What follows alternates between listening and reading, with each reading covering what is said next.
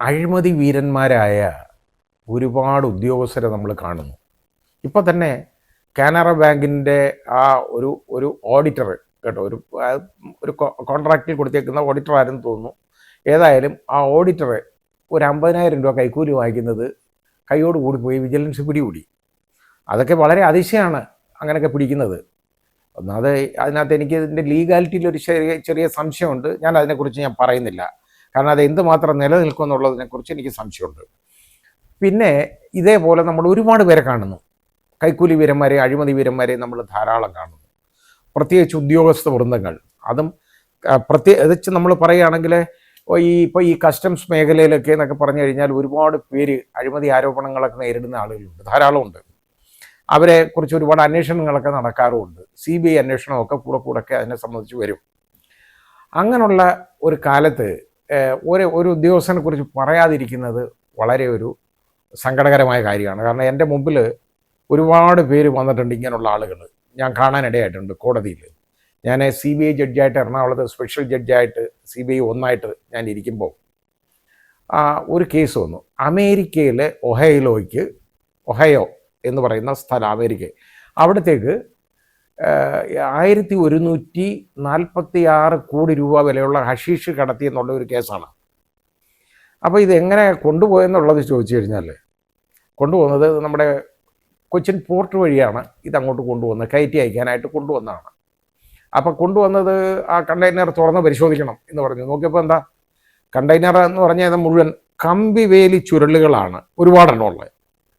അത് കൂടാതെ MS ഗ്രിൽസിൻ്റെ frames. ഇത്രയും നല്ല രീതിയിൽ ഇത് ചെയ്തേക്കുന്ന ഞാൻ ഇന്നുവരെ കണ്ടിട്ടില്ല. ഇത്രയും നല്ല കള്ളന്മാരെ ഞാൻ കണ്ടിട്ടേ ഇല്ല കേട്ടോ. ഗുജറാത്തിലെ ഒരു MLA ആയിരുന്ന ഒരാളാണ് അതിൽ പ്രതിയായിട്ട് എൻ്റെ മുമ്പിൽ വരാനിടയായത്. പോട്ടെ, അതും എനിക്ക് പിന്നെ എൻ്റെ വിഷയമല്ല. അപ്പോൾ ഈ പോർട്ടിൽ വന്നിട്ട് അതിന് ക്ലിയറൻസ് കൊടുത്ത് അത് പിറ്റേന്ന് കയറി പോകണം. അങ്ങനെ വന്നപ്പോൾ അന്ന് ശ്രീ CK രവീന്ദ്രൻ നായർ എന്ന് പറയുന്ന ഒരാൾ കസ്റ്റംസ് ഓഫീസർ ഉണ്ട്, മിടുക്കനായ കസ്റ്റംസ് ഓഫീസറാണ്. അദ്ദേഹം വളരെ സ്ട്രിക്റ്റാണ് ഇങ്ങനെയുള്ള കാര്യങ്ങൾ. ഇത് കൊണ്ടുവന്നു കഴിഞ്ഞപ്പോൾ ഒരു ഏജൻറ്റ് കൊണ്ടുവന്ന് ഇത് ബുക്ക് ചെയ്തു, അവിടെ വന്നു കഴിഞ്ഞപ്പോൾ അയാൾ പറഞ്ഞു ഓപ്പൺ എക്സാമിനേഷൻ വേണമെന്ന് അദ്ദേഹം ആവശ്യപ്പെട്ടു. ഇത് ഓപ്പൺ എക്സാമിനേഷൻ എന്ന് പറയുന്നത് വലിയ ബുദ്ധിമുട്ടാണ്. കാരണം എന്ന് പറഞ്ഞു കഴിഞ്ഞാൽ നോക്കിയപ്പോൾ വലിയ MS ഗ്രിൽസ് എന്ന് പറയുന്ന 6 ഗ്രിൽ ഇങ്ങനെ അടുക്കി വെച്ചേക്കാണ്. അമേരിക്കയിൽ ഈ ഗ്രില്ല് എന്തിനാണ് അവിടെ ഇല്ലാത്തതുപോലൊരു സംഭവമാണ് ഇവിടെ. ഗ്രില്ല് എല്ലാം വലിയ ഗ്രില്ലുകളാണ് വെച്ചേക്കുന്നത്. അപ്പോൾ ആ ഗ്രില്ല് അതിൻ്റെ ചുറ്റും ഇതുപോലെ തന്നെ അയൺ ഫ്രെയിം തന്നെ വെച്ച് നട്ടും ബോൾട്ടും ഇട്ട് മുറുക്കിയൊക്കെയാണ് 6 എണ്ണം വീതം. ഇങ്ങനെ നോക്കുമ്പോൾ അതിൽ പൂക്കളുടെ പടങ്ങളും ഒക്കെ ഉള്ളതാണ് അതിനകത്തുള്ള ആ ഗ്രില്ല്. പക്ഷെ അതിൻ്റെ മധ്യത്ത് വരുമ്പോൾ ഒരു ചതുര ഫ്രെയിം മാത്രം, അതായത് ഒരു ഒരു ഒരു തകിട് മാത്രമേ ഉള്ളൂ, ബാക്കിയുള്ള ഒന്നുമില്ല. അത് 2 വശത്തും ഉള്ള ഈ ഫ്രെയിമുകളിൽ 2 വശത്തും താഴെയുള്ളതിനകത്തും മുകളിലുള്ളതിനകത്തും തിരിച്ചു വെച്ചാലും മറിച്ചു വെച്ചാലും ഇതിൻ്റെ രണ്ടിൻ്റെയും നടുക്കൊരു ഫ്രെയിം മാത്രമേ കാണാനുള്ളൂ. ഇത്രയും നല്ല ഈ പറയുന്ന പോലുള്ള ഈ കനം വരും അതിന്.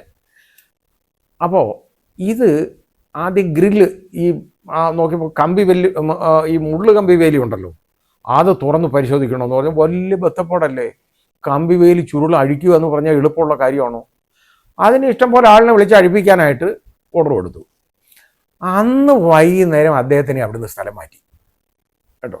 സ്ഥലം മാറ്റിയിട്ട് എന്ത് ചെയ്യുന്നറിയോ, അത് ഇവിടെ വേറെ ഒരു ഓഫീസർ നോക്കിക്കോളും ഇതിൻ്റെ കാര്യമൊക്കെ.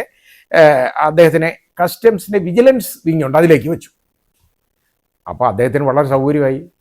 അദ്ദേഹത്തിനെ ഒഴിവാക്കിയല്ലേ. അദ്ദേഹം സമയമായപ്പോൾ പിറ്റേന്ന് ഇങ്ങ് വന്നു. അവിടെ വന്നിട്ട് പറഞ്ഞു വിജിലൻസ് ഇതിനകത്ത് കയറി ഇടപെടുകയാണ്, ഇത് ഓപ്പൺ എക്സാമിനേഷൻ വേണം. പിന്നെ ഇവന്മാർക്ക് ഒന്നും അല്ല, വേറെ ഉദ്യോഗസ്ഥന്മാരായി പണി ചെയ്യുന്ന അദ്ദേഹത്തിൻ്റെ അടുത്ത് കേട്ടോ ഈ മാറ്റിക്കളഞ്ഞത്. അദ്ദേഹം പറഞ്ഞു ഇത് വേണം, ഓപ്പൺ എക്സാമിനേഷൻ നടത്തണമെന്ന് പറഞ്ഞു. ശരി, ആളിനെ വിളിച്ച് നടത്താം. അദ്ദേഹം തന്നെ കൂലിക്കാരെയൊക്കെ വിളിച്ചിട്ട് ഈ കമ്പിവേലി ചുരുൾ അഴിക്കാൻ തുടങ്ങി.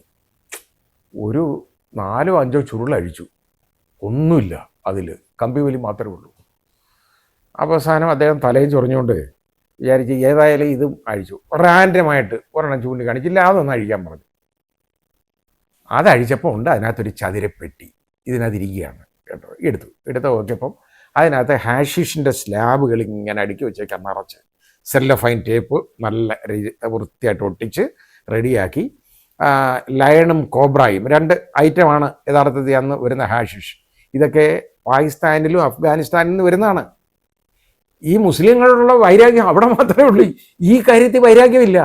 അപ്പം ഗുജറാത്തിൻ്റെ തീരത്ത് ഇപ്പോൾ താണ്ട കോടിക്കണക്കിന് രൂപയുടെ മയക്കുമരുന്ന് പിടിച്ചിട്ടുണ്ട്, പ്രശ്നമൊന്നുമില്ല കേട്ടോ. കേരളത്തിൻ്റെ തീരത്തു നിന്ന് പിടിച്ചത് വലിയ പ്രശ്നമായി. പക്ഷെ കേരളത്തിൻ്റെ തീരത്തു നിന്ന് പിടിച്ചത് ആരെയാണ്? ശ്രീലങ്കക്കാരെയാണ് പിടിച്ചത്. പാകിസ്ഥാനിൽ നിന്ന് അവർ ബോട്ട് മാർഗം കൊണ്ടുപോയരെ. എന്നിട്ട് അതോ ലക്ഷദ്വീപിൻ്റെ മണ്ടയിൽ ഇടാനൊരു ശ്രമം ഇവിടെ നമ്മുടെ പ്രബുദ്ധരായ രാഷ്ട്രീയക്കാർ ചെയ്തു. അതാരൊക്കെയാണെന്നുള്ളത് ഞാൻ പറയുന്നില്ല, എൻ്റെ വിഷയമല്ല. ഏതായാലും അത് കഴിഞ്ഞ് ശ്രീ രവീന്ദ്രൻ നായർ ബാക്കി പറഞ്ഞു, ഈ ഗ്രില്ല് മുഴുവൻ അരിച്ചു പരിശോധിക്കണം. അത് ഈ ബാക്കി കമ്പിച്ചുരുളും മുഴുവൻ അങ്ങോട്ട് അഴിച്ചപ്പോൾ എത്രയോ 146 പെട്ടികളെങ്ങാണ്ടാണ് ഈ 2. അപ്പം ഞാൻ ഈ MS ഗ്രിൽസ് അടുക്കി വെച്ചിരുന്നില്ലേ, അതിൻ്റെ ഞാൻ പറഞ്ഞില്ലേ 2 വശത്തുമുള്ള മധ്യത്ത് മാത്രം ഓരോ തകിടുണ്ടെന്ന്. ബാക്കിയുള്ള ഗ്രില്ലുകൾക്കകത്ത് അവിടെ ഹോളോയാണ്, അവിടെ തകിടില്ല. അതിനകത്ത് കറക്റ്റായിട്ട് വെൽ ആർട്ടിക്കുലേറ്റഡ് ആണ് ആ പെട്ടി. ചതുര പെട്ടിയാണ് ഇറക്കി വെച്ചേക്കുന്നത്.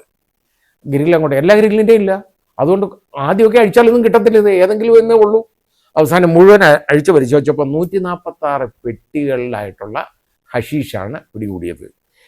ഞാൻ അന്താരാഷ്ട്ര മാർക്കറ്റിൽ വിപണിയിൽ 1146 കോടി രൂപ വില വരുന്ന ഹാഷിഷാണ് പിടികൂടിയത്. അത് ഞാൻ പറഞ്ഞില്ലേ, ഒരു ഉദ്യോഗസ്ഥൻ്റെ ഇച്ഛാശക്തി. അങ്ങനെ വിചാരിച്ചാൽ നടക്കും. ഇനി ഈ ഉദ്യോഗസ്ഥന് ഞാൻ പറയാൻ കാരണം, ഉദ്യോഗസ്ഥൻ്റെ ഒരു മകനുണ്ട് കേട്ടോ. അദ്ദേഹം നമ്മുടെ കേരള ഹൈക്കോടതിയിൽ പ്രോട്ടോകോൾ ഓഫീസറാണ്, ശ്രീ അശോക്. അപ്പോൾ അത് ഈ അച്ഛനെ പോലെ സംശുദ്ധമായ പ്രവർത്തനം നടത്തുന്ന, സ്ട്രിക്റ്റ് ആയിട്ടുള്ള കാര്യങ്ങൾ നോക്കുന്ന ഒരു ഉദ്യോഗസ്ഥൻ. ഈ അശോകൻ്റെ അച്ഛനാണ് ഈ CK രവീന്ദ്രൻ നായർ. ഈ അടുത്ത സമയത്ത് അദ്ദേഹം ഒരു 1-2 വർഷമായെന്ന് തോന്നുന്നു മരിച്ചു പോയിരുന്നു. ഞാൻ കാണാൻ പോയി. കാരണം എനിക്ക് അത്രയും എൻ്റെ ഔദ്യോഗിക ജീവിതത്തിൽ ഞാൻ കണ്ട അന്നാണ് ഞാൻ പിന്നെ കാണുന്നത്. കോടതി മൊഴി കൊടുക്കാൻ വന്നതിന് ശേഷം പിന്നെ ഞാൻ കാണുന്നത് അദ്ദേഹത്തിനെ മരിച്ചു കിടക്കുന്നതാണ്. ഏതായാലും ഒരു വലിയൊരു നല്ല മിടുക്കനായ ഒരു ഉദ്യോഗസ്ഥൻ. ഇങ്ങനെയുള്ള ആളുകൾ വേണം. അവിടെ അദ്ദേഹത്തിന് എന്ത് വേണമെങ്കിലും കിട്ടുമായിരുന്നു. അന്ന് എത്ര രൂപ വേണമെങ്കിലും അദ്ദേഹത്തിന് വാങ്ങി എടുക്കാമായിരുന്നു. ഇതിൻ്റെ മറവിൽ ചെയ്തില്ല. നാടിന് വേണ്ടി ചെയ്തതാണ്. അത് പിടികൂടി. അതിന് ചെയ്തെന്താ, അദ്ദേഹത്തിൻ്റെ കോഴിക്കോട് ഉള്ള വസതിയായിരുന്നു തോന്നുന്നു. കോഴിക്കോടായിരുന്നു അതിൻ്റെ ഓർമ്മ. ആ വീട് മുഴുവനുണ്ടല്ലോ, മുഴുവൻ റാൻസാക്കിയതെന്ന് പറഞ്ഞാൽ അതിനകത്തെ എല്ലാ ഫർണിച്ചറുകളും തകർത്ത് അതിനകത്തു നിന്നുള്ള സാധനങ്ങളെല്ലാം വലിച്ചു വാരി വെളിയിലിട്ട് അവരില്ലാതിരുന്നപ്പോൾ വീട് നോക്കിയതാണ്. അപ്പോൾ ഇത് പരിശോധിച്ചതാണ്. ഈ കേസ് നടത്തിയ എൻ്റെ വീടുണ്ടല്ലോ, ഈ കേസ് നടത്തുന്നതിന് തൊട്ട് മുമ്പ് ഞാൻ താമസിച്ചുകൊണ്ടിരുന്ന എൻ്റെ റെസിഡൻസ്, അവിടെയും രാത്രി കള്ളം കയറി. ആഭരണം ഉണ്ടായിരുന്നു, എടുത്തില്ല. പണം ഉണ്ടായിരുന്നു, അത് എടുത്തിട്ടില്ല. പേപ്പറുകളെല്ലാം വലിച്ചു വരിയിട്ടിരുന്നു. പക്ഷേ ഞാൻ കോടതിയിൽ നിന്ന് കൊണ്ടുപോയ ഡോക്യുമെൻറ്റ്സ്, പഠിക്കാനായിട്ട് എടുത്തുകൊണ്ട് പോയ ഡോക്യുമെൻറ്റ്സ് ഉണ്ടല്ലോ, ഇതിൻ്റെ വോളിയം മനസ്സിലാക്കിയപ്പോൾ ഞാൻ ഇരുന്ന് പഠിച്ചതിന് ശേഷം അന്ന് കൊണ്ടുപോയി അതിൻ്റെ പിറ്റേ ദിവസം തന്നെ ഞാൻ രഹസ്യമായിട്ട് ഇത് കൊണ്ടുവന്ന് ഏൽപ്പിച്ച് ഇത് സൂക്ഷിച്ച് വെക്കാൻ പറഞ്ഞു. കോടതിയിൽ ഏർപ്പാട് ചെയ്തു. സേഫ് കസ്റ്റഡി വെക്കാൻ പറഞ്ഞു, കൊടുത്തു. അതോടുകൂടിയായിരിക്കാം ആ റെക്കോർഡുകളൊന്നും പോയില്ല. ഏതായാലും ആ കേസ് ശിക്ഷിക്കാനിടയായിട്ടുണ്ട്. വലിയ ശിക്ഷയായിരുന്നു കൊടുത്തത്. ആ MLA ആയിരുന്ന ആൾ, അത് ഈ പ്രതിയായിരുന്ന ആളും ഇപ്പോൾ ജീവിച്ചിട്ടില്ല, മരിച്ചു പോയെന്നാണ് എനിക്ക് തോന്നുന്നത്. ഏതായാലും ഞാനിത് പറഞ്ഞതിൻ്റെ കാരണം, ഇങ്ങനെയുള്ള ഉദ്യോഗസ്ഥരുള്ളപ്പോഴാണ് ഇതുപോലുള്ള കള്ളന്മാരെ നമ്മൾ കാണുന്നത്, ധാരാളം അഴിമതി വീരന്മാരെ നമ്മൾ കാണുന്നത്. അങ്ങനെ ആയിരിക്കരുത്. ജനങ്ങൾക്ക് വേണ്ടി ഒന്ന് പ്രവർത്തിക്കണം. ഇത് പറഞ്ഞില്ലെങ്കിൽ ഒരു നന്ദികേടാണ്. അതുകൊണ്ടാണ് ഞാനിത്